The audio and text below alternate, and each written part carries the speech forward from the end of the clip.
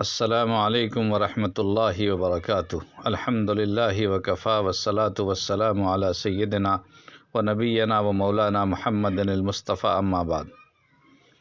شرعی مسائل کی مجلس نمبر 49 میں آج حاضر ہوں، اور آج کا پہلا سوال یہ ہے کہ ایک شخص کے گردے کا آپریشن ہوا ہے اور ڈاکٹر نے نلکی لگا دی ہے جس میں سے پیشاب آتا رہتا ہے۔ ایک تھیلی پلاسٹک کی دے دی ہے جس میں پیشاب اکٹھا ہو جاتا ہے، پیشاب کے نکلنے کا اسے احساس بھی نہیں ہوتا، اور اس تھیلی کو ہر وقت مریض سنبھالے رہتا ہے۔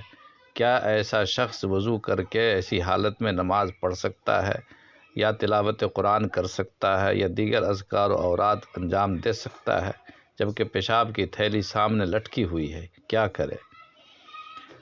جواب یہ ہے کہ ایسا شخص شرعی طور پر معذور ہے، اور ایسے شخص کے لیے حکم یہ ہے کہ فرض نماز کا وقت آنے کے بعد وضو کرے، تازہ وضو کرے، اور اس وضو سے اس وقت میں فرض، سنت، نفل، قضا کی تمام نمازیں جو بھی ہو پڑھ سکتا ہے۔ نیز اسی وضو سے قرآن کریم کو چھو کر کے تلاوت کر سکتا ہے، اور اذکار و اوراد کر سکتا ہے، کوئی کتاب ہاتھ میں لے کر مطالعہ کر سکتا ہے۔ محض تلاوت کرنے کے لیے دوبارہ وضو کرنے کی ضرورت نہیں ہے، نماز کے لیے کیا ہوا وضو اس کے لیے کافی ہے۔ البتہ اگر پیشاب کا عذر ہے، پیشاب کے معذور شخص کو کوئی دوسرا ایسا عذر ناقض وضو پیش آ جائے اس دوران، تو پھر وضو ٹوٹ جائے گا اور پھر دوبارہ وضو کرنا پڑے گا۔ قرآن واضح رہے کہ قرآن کریم کی تلاوت یا اذکار و اوراد کے لیے جس میں قرآن کو چھونے کی ضرورت نہ پڑے یا کسی کتاب کو چھونے کی ضرورت نہ پڑے، اور انسان جنبی نہ ہو، ناپاک نہ ہو، تو ایسے شخص کے لیے بغیر وضو بھی تلاوت قرآن کرنا یا اذکار و اوراد کرنا جائز ہے۔ چھونے کے لیے قرآن کریم کو وضو کرنے کی شرط ہے۔ اگر چھو کر کے قرآن کریم کو پڑھنے کی خواہش ہو تو ایسے شخص کو چاہیے کہ جب کسی فرض نماز کا وقت آئے، نماز کے بعد وضو کر لے، نماز پڑھے، سنت پڑھے، جو بھی پڑھنا ہو پڑھے، اس کے بعد اسی وضو سے اسی وقت میں تلاوت قرآن چھو کر کے کر سکتا ہے قرآن کریم کو۔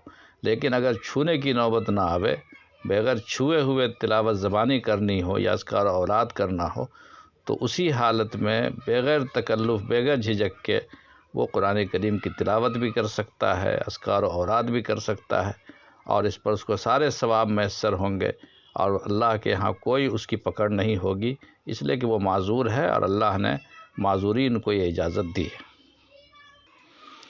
دوسرا سوال یہ ہے کہ ایک شخص کی آنکھ کا آپریشن ہوا ہے، پانی منہ پر لگانے کو اور آنکھ دھونے کو ڈاکٹر نے منع کر دیا ہے۔ یہ شخص چلتا پھرتا بھی ہے مگر منہ کو پانی لگانا منع ہے، تو کیا ایسا شخص نماز تیمم کر کے ادا کرے یا پھر نماز کو قضا کرے جب تک پانی لگانے کی اجازت نہیں ہے؟ جواب یہ ہے کہ آنکھ پر لگی پٹی کے اوپر بھیگی ہوئی انگلیوں سے مسح کرے اور باقی اعضاء کو دھوئے، اور اگر آنکھ پر پٹی نہیں ہے تو وضو کے وقت آنکھ کو اچھی طرح سے بند کرے کہ پانی آنکھ کے اندر نہ جائے، اور چہرے کو دھو لے۔ اگر ڈاکٹر نے آنکھوں پر پانی لگنے سے منع کیا ہے، چہرے پر پانی لگنے سے منع نہیں کیا ہے تو۔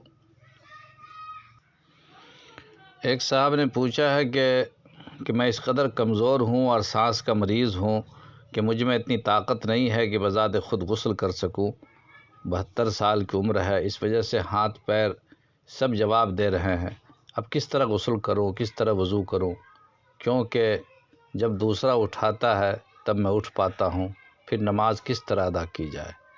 تیمم کی بھی طاقت نہیں، کیونکہ اتنی ہی مجبوری شامل حال ہے اور کوئی کرانے والا بھی نہیں ہے۔ ایسی صورت میں نماز کس طرح ادا کی جائے؟ جواب یہ ہے کہ جو لوگ آپ کو آ کر اٹھاتے ہیں وہ آپ کو وضو بھی کرا سکتے ہیں، اس لیے ان سے وضو کی خدمت لے کر نماز پڑھا کریں۔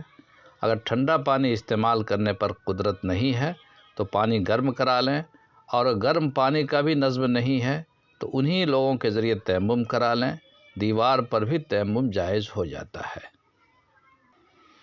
ایک صاحب نے یہ سوال بھیجا ہے کہ ایک آدمی نے موبائل پر میسج ٹائپ کیا، اور وہ آدمی شادی شدہ ہے، کہ میں نے تم کو طلاق دی، اور 3 بار اس طرح بول کے ٹیپ کیا، اور اس وقت اس کو طلاق دینے کا ارادہ نہیں تھا، اس کے 1 مہینے کے بعد میاں بیوی میں جھگڑا ہوا تو اس نے اس میسج کو بھیج دیا، اب کب طلاق واقع ہوگی؟ جواب یہ ہے کہ جس طرح زبان سے طلاق دینے سے طلاق واقع ہو جاتی ہے، اسی طرح کسی چیز پر لکھ دینے یا میسج میں لکھ کر بھیجنے سے بھی طلاق واقع ہو جاتی ہے۔